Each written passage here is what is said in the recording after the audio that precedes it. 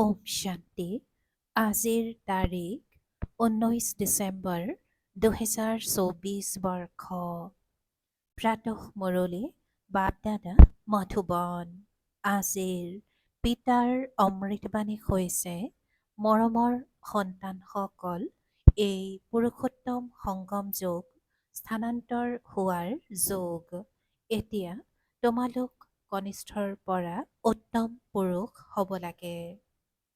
এই পুৰুষোত্তম সংগম যোগ স্থানান্তৰ হোৱাৰ যোগ। এতিয়া তোমালোক কনিষ্ঠৰ পৰা উত্তম পুৰুষ হ'ব লাগে। আৰু আজিৰ প্ৰশ্ন, পিতাৰ লগতে কোনসকল সন্তানৰ মহিমা গায়ন কৰা হয়? পিতাই উত্তৰত কৈছে, যিসকল শিক্ষক হৈ বহুতৰ কল্যাণ কৰাৰ নিমিত্ত হয়, তেওঁলোকৰ মহিমাও পিতাৰ লগতে গায়ন কৰা হয়। কৰণ কৰাবনহাৰ বাবাই সন্তানসকলৰ দ্বাৰা অনেকৰ কল্যাণ কৰায়। সেয়েহে সন্তানসকলৰো মহিমা হৈ যায়। কয়, বাবা, অমুকে মোৰ ওপৰত দয়া কৰিলে, যাৰ বাবে মই কিহৰ পৰা কি হৈ গলো। শিক্ষক নোহোৱাকৈ আশীৰ্বাদ পাব নোৱাৰা। পিতাই কৈছে যে শিক্ষক নোহোৱাকৈ আশীৰ্বাদ পাব নোৱাৰা। ওম শান্তি। আত্মিক পিতাই আত্মিক সন্তানসকলক সোধে, বুজায়ো আকৌ সোধেও। আত্মিক পিতাই আত্মিক সন্তানসকলক সোধে, বুজায়ো আকৌ সোধেও। এতিয়া পিতাক সন্তানসকলে জানিছে, যদিও বা কোনোবাই সৰ্বব্যাপী বুলিও কয়, কিন্তু তাৰ আগতে পিতাৰ পৰিচয় জানিব নালাগে জানো? যে পিতা কোন হয়, পৰিচয় জানি তাৰ পাছত কোৱা উচিত। পিতাৰ নিবাসস্থান ক'ত পিতাক নাজানে, তেন্তে তেওঁৰ নিবাসস্থানৰ বিষয়ে কেনেকৈ জানিব? কৈ দিয়ে যে তেওঁতো নাম ৰূপৰ পৰা ওপৰাম, তাৰ মানে নায়েই। তেন্তে যিটো বস্তু নাই, তেওঁৰ থকা স্থানৰ বিষয়েও কেনেকৈ বিচাৰ কৰা যায়? এয়া এতিয়া তোমালোক সন্তানসকলে জানা। পিতাই প্ৰথমতেতো নিজৰ পৰিচয় দিছে, তাৰ পাছত থকা স্থানৰ বিষয়ে বুজোৱা হয়। পিতাই কয়, মই তোমালোকক এই ৰথৰ দ্বাৰা পৰিচয় দিবলৈ আহিছোঁ। মই তোমালোক সকলোৰে পিতা, যাক পৰম পিতা বুলি কোৱা হয়। আত্মাকো কোনেও নাজানে। পিতাৰ নাম ৰূপ দিশ কাল নাই, তেন্তে সন্তানসকল ক'ৰ পৰা আহিল? পিতাই যদি নাম ৰূপৰ পৰা ওপৰাম, তেন্তে সন্তানসকল আকৌ ক'ৰ পৰা আহিল? সন্তান আছে, তেন্তে নিশ্চয় পিতাও আছে। এইটো সিদ্ধ হয় যে তেওঁ নাম ৰূপৰ পৰা ওপৰাম নহয়। যিমানেই সূক্ষ্ম নহওক, সন্তানসকলৰো নাম ৰূপ আছে। আকাশ সূক্ষ্ম, তথাপিও আকাশ নামটো আছে নহয়। যেনেকৈ এই আকাশ সূক্ষ্ম, তেনেকৈ পিতাও বহুত সূক্ষ্ম। সন্তানসকলে আচৰিত তৰা বুলি বৰ্ণনা কৰে, যি এওঁৰ শৰীৰত প্ৰৱেশ কৰে, যাক আত্মা বুলি কয়। সন্তানসকলে আচৰিত তৰা বুলি বৰ্ণনা কৰে, যি এওঁৰ শৰীৰত প্ৰৱেশ কৰে, যাক আত্মা বুলি কয়। পিতাটো থাকেই পৰমধামত, সেয়া হৈছে থকা স্থান। ওপৰৰ ফালে দৃষ্টি যায় নহয়, আঙুলিৰে ওপৰৰ ফালে ইংগিত দি স্মৰণ কৰে। তেনেহলে যাক স্মৰণ কৰে, নিশ্চয় কিবা বস্তু হ'ব। পৰমপিতা পৰমাত্মা বুলিতো কয় নহয়, তথাপিও নাম ৰূপৰ পৰা ওপৰাম বুলি কোৱা, ইয়াক অজ্ঞানতা বুলি কোৱা হয়। পিতাক জনা, ইয়াক জ্ঞান বুলি কোৱা হয়। এইটো তোমালোকে বুজি পোৱা যে আগতে আমি অজ্ঞানী আছিলোঁ, পিতাকো জনা নাছিলোঁ, নিজকো জনা নাছিলোঁ। এতিয়া বুজি পোৱা আমি আত্মা, শৰীৰ নহয়। আত্মাক অবিনাশী বুলি কোৱা হয়, তেন্তে নিশ্চয় কিবা বস্তু নহয় জানো? অবিনাশী কোনো নাম নহয়। অবিনাশী অৰ্থাৎ যাৰ বিনাশ নহয়, তেন্তে নিশ্চয় কিবা বস্তু হয়। সন্তানসকলক ভালদৰে বুজোৱা হৈছে। মৰমৰ সন্তানসকল, যাক সন্তান বুলি কয়, সেই আত্মাসকল অবিনাশী। এয়া আত্মাসকলৰ পিতা, পৰমপিতা পৰমাত্মাই বহি বুজায়। এই খেল এবাৰেই হয় যেতিয়া পিতা আহি সন্তানসকলক নিজৰ পৰিচয় দিয়ে। ময়ো ভাৱৰীয়া হওঁ। কেনেকৈ ভূমিকা পালন কৰোঁ এয়াও তোমালোকৰ বুদ্ধিত আছে। পুৰণি অৰ্থাৎ পতিত আত্মাক নতুন পাৱন কৰি তোলোঁ। সেয়েহে তাত তোমালোকৰ শৰীৰো ফুলৰ দৰে হয়। এয়াতো বুদ্ধিত আছে নহয়। এতিয়া তোমালোকে বাবা বাবা বুলি কোৱা, এয়া ভূমিকা চলি আছে। আত্মাই কয় আমাক সন্তানসকলক শান্তিধাম ঘৰলৈ লৈ যাবলৈ বাবাৰ আগমন হৈছে। শান্তিধামৰ পাছত হয় সুখধাম। শান্তিধামৰ পাছত দুখধাম হ'ব নোৱাৰে। নতুন সৃষ্টিত সুখ বুলিয়েই কোৱা এই দেৱী দেৱতাসকল যদি শ্ৰোতজ্ঞ হয় আৰু এওঁলোকক কোনোবাই সোধে আপোনালোক ক'ৰ নিবাসী, তেতিয়া ক'ব আমি স্বৰ্গৰ নিবাসী। এতিয়া এই জড় মূৰ্তিয়েতো ক'ব নোৱাৰে। তোমালোকেতো ক'ব পাৰা নহয় আমি আচলতে স্বৰ্গৰ নিবাসী দেৱী দেৱতা আছিলোঁ। আকৌ ৮৪ চক্ৰ পৰিক্ৰমা লগাই এতিয়া সংগমত আহিছোঁ। এয়া হৈছে স্থানান্তৰ হোৱাৰ পুৰুষোত্তম সংগম যুগ। সন্তানসকলে জানে আমি বহুত উত্তম পুৰুষ হওঁগৈ। আমি প্ৰত্যেক ৫,০০০ বছৰৰ পাছত শতোপধান হওঁ।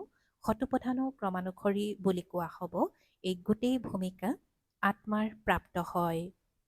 এই গোটেই ভূমিকা আত্মাৰ প্ৰাপ্ত হৈছে। এনেকৈ কোৱা নহয় যে মনুষ্যৰ ভূমিকা প্ৰাপ্ত হৈছে। আমাৰ অৰ্থাৎ আত্মাসকলৰ ভূমিকা প্ৰাপ্ত হৈছে। মই আত্মাই ৮৪ৰ জন্ম লওঁ। আমি আত্মাসকল উত্তৰাধিকাৰী। উত্তৰাধিকাৰী সদায় পুৰুষ হয়। উত্তৰাধিকাৰী সদায় পুৰুষ হয়, মহিলা নহয়। গতিকে এতিয়া তোমালোক সন্তানসকলে এইটো দৃঢ়ভাৱে বুজিব লাগে আমি সকলো আত্মা পুৰুষ।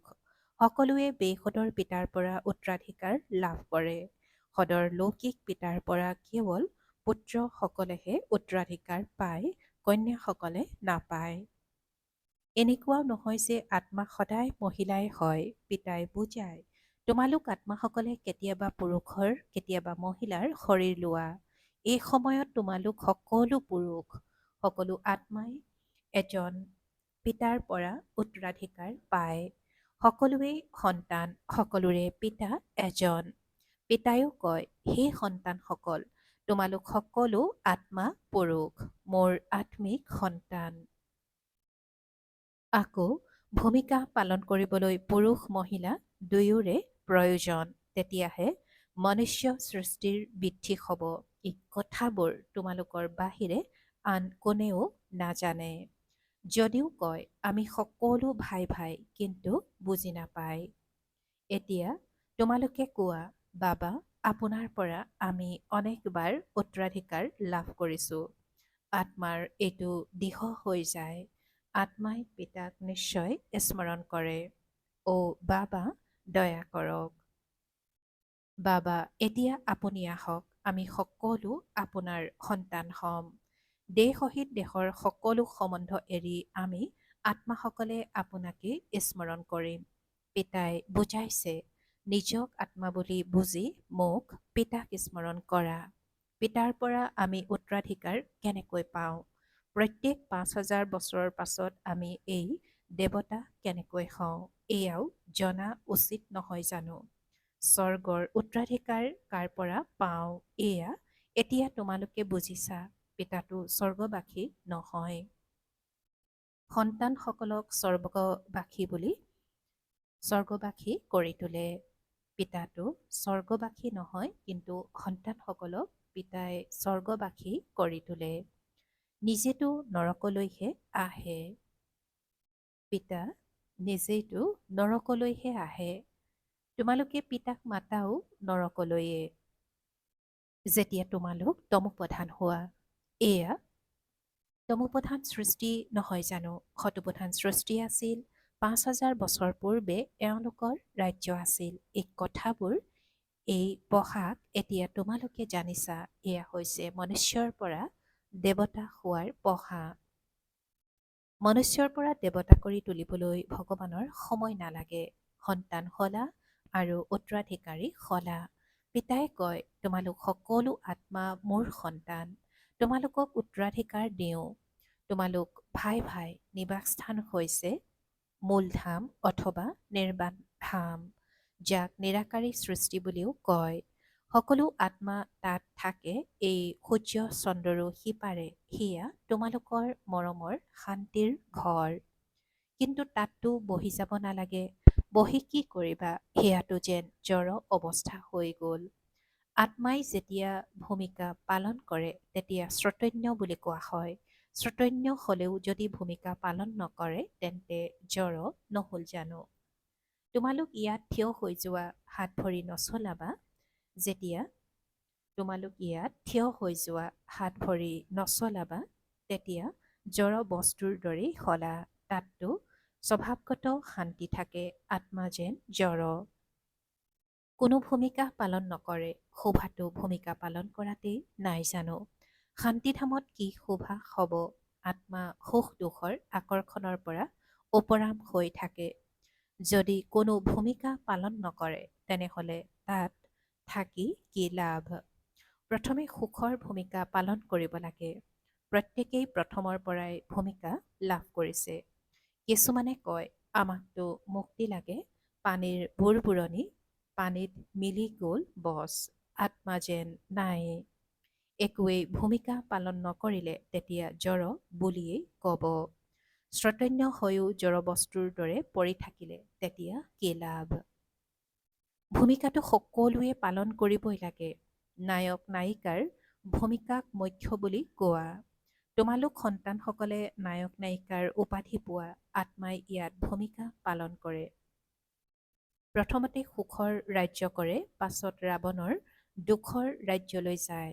এতিয়া পিতাই কয়, তোমালোক সন্তানসকলে সকলোকে এইটো বাৰ্তা দিয়া, শিক্ষক হৈ আনক বুজোৱা। যিসকল শিক্ষক নহয় তেওঁলোকৰ পদ কম হ'ব। শিক্ষক হ'ব নোৱাৰিলে কাৰোবাৰ আশীৰ্বাদ কেনেকৈ পাবা? কাৰোবাক পইচা দিলে তেতিয়া তেওঁ বহুত আনন্দিত হ'ব নহয়। অন্তৰেৰে বুজি পায় বিকেসকলে আমাৰ ওপৰত দয়া কৰে। আত্মাক পিতাই কৈছে যে অন্তৰেৰে বুজি পায় বিকেসকলে আমাৰ ওপৰত দয়া কৰে। আমাক কিহৰ পৰা কি কৰি তোলে। এনেইটো মহিমা এজন পিতাৰেই কৰে। বাহ বাহ, বাহ বাবা, আপুনি এই সন্তানসকলৰ দ্বাৰা আমাৰ কিমান কল্যাণ কৰে। পিতাই আজি কৈছে যে কাৰোবাক পইচা দিলে তেতিয়া তেওঁ বহুত আনন্দিত হ'ব নহয়। অন্তৰেৰে বুজি পায় বিকেসকলে আমাৰ ওপৰত দয়া কৰে, আমাক কিহৰ পৰা কি কৰি তোলে। এনেইটো মহিমা এজন পিতাৰেই কৰে। এনেইটো মহিমা এজন পিতাৰেই কৰে। বাহ বাবা, আপুনি এই সন্তানসকলৰ দ্বাৰা আমাৰ কিমান কল্যাণ কৰে। কাৰোবাৰ দ্বাৰাটো হয় নহয়। পিতা কৰণ কৰা বনহাৰ হয়, তোমালোকৰ দ্বাৰা কৰায়। তোমালোকৰ কল্যাণ হয় তেতিয়া তোমালোকে আকৌ অন্য পুলি ৰোপণ কৰা। যেনেকৈ যিয়ে সেৱা কৰে, যিমানেই উচ্চ পদ পায়, ৰজা হ'বলৈ হলে প্ৰজাও তৈয়াৰ কৰিব লাগিব। পাছত যিসকলে ভাল নম্বৰ ল'ব তেওঁলোকো ৰজা হয়, মালা তৈয়াৰ হয়। নিজকে সোধা উচিত, মই মালাত কেই নম্বৰ হ'মগৈ? নৰত্ন মুখ্য নহয় জানো? মাজত হীৰাতুল্য কৰি গঢ়ি তোলোতাজন। হীৰাক মাজত ৰাখে, মালাত ওপৰত ফুলো আছে নহয়। অন্তিমত তোমালোকে গম পাবা কোনসকল মুখ্য দানা হয়, যি ৰাজবংশত আহিব। অন্তিমত তোমালোক সকলোৰে সাক্ষাৎকাৰ নিশ্চয় হ'ব। দেখিবা কেনেকৈ এই সকলোৱে শাস্তি খায়।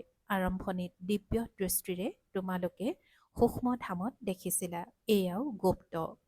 আত্মাই শাস্তি ক'ত খায়, এয়াও ড্ৰামাত ভূমিকা আছে। গৰ্ভ কাৰাগাৰত শাস্তি পায়। কাৰাগাৰত ধৰ্মৰজাক দেখে, তেতিয়া কয় বাহিৰলৈ উলিওৱা, বেমাৰ আদি হয়।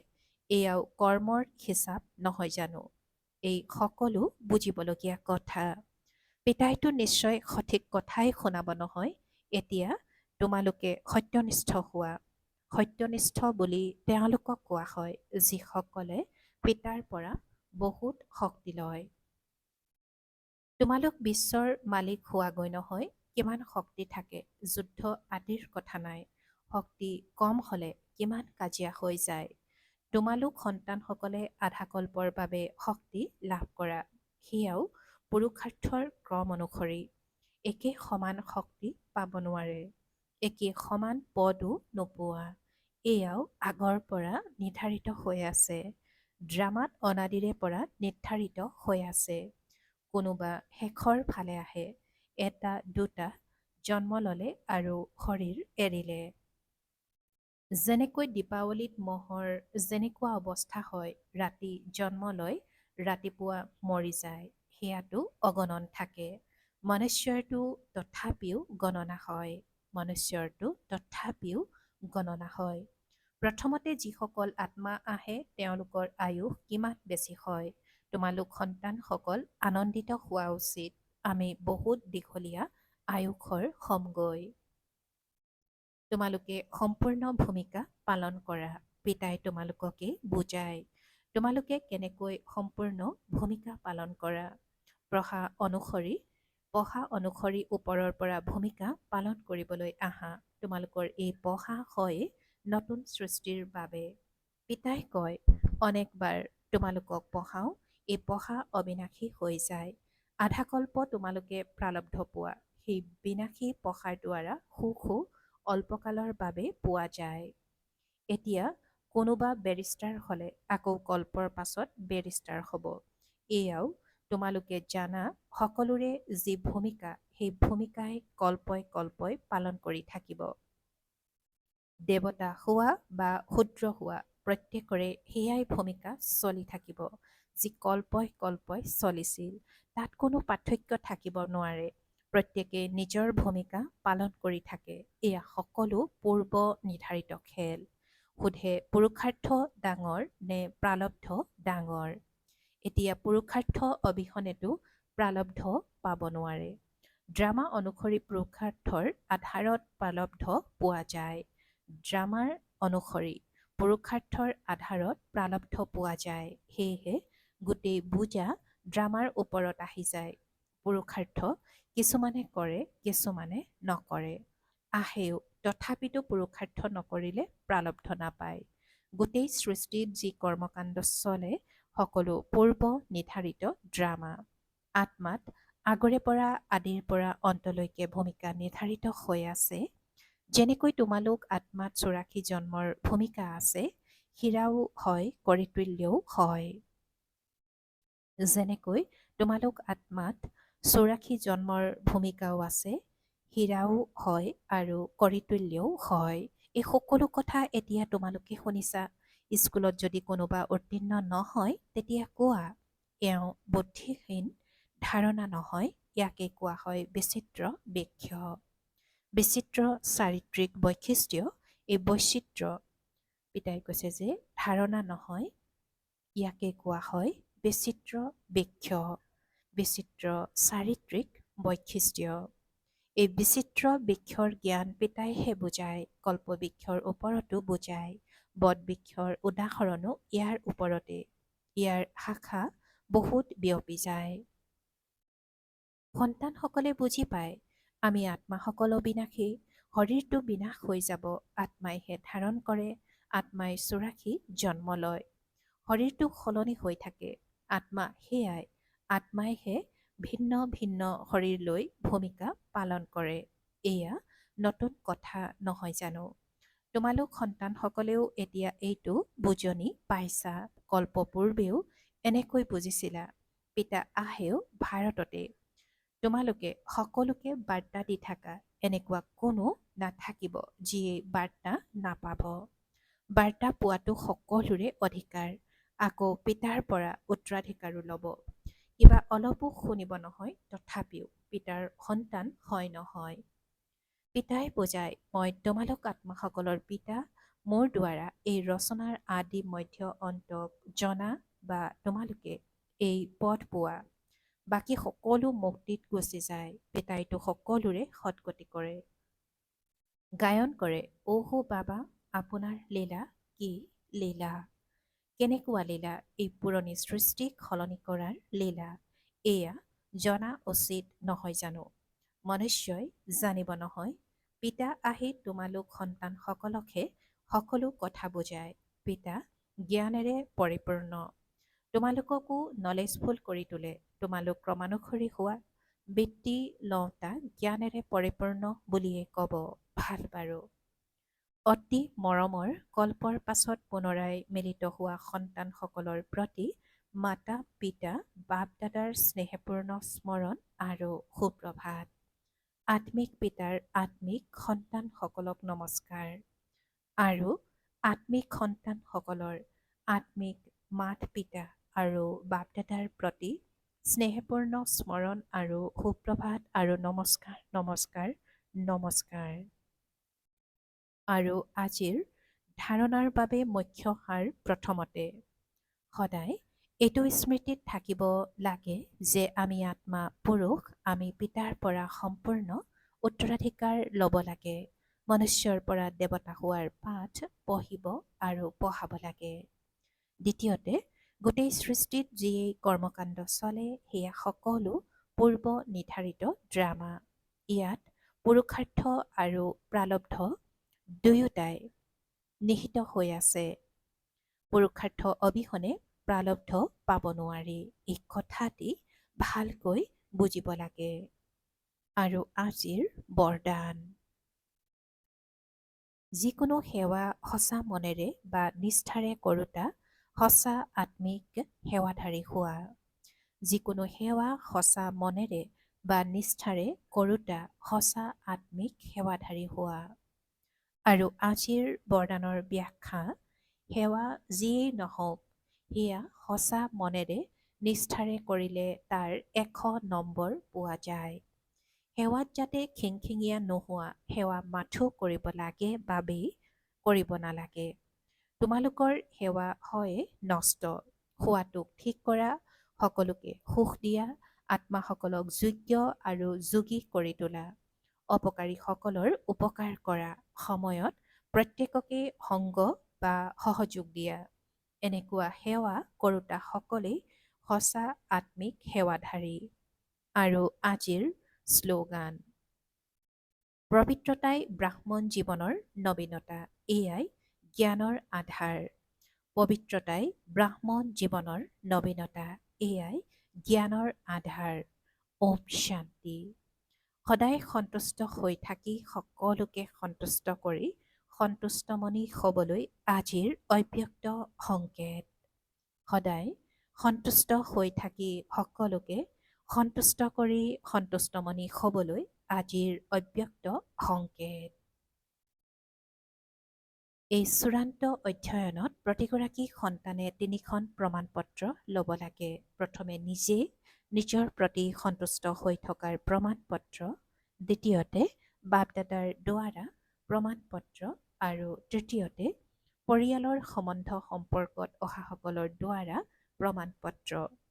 পৰিয়ালত যিমান ব্ৰাহ্মণ সন্তুষ্ট হ'ব সিমানেই ভক্তসকলেও তোমালোকৰ পূজা সন্তুষ্টতাৰে কৰিব, নিয়ম মাফিক নহয়, অন্তৰেৰে কৰিব। ওম শান্তি।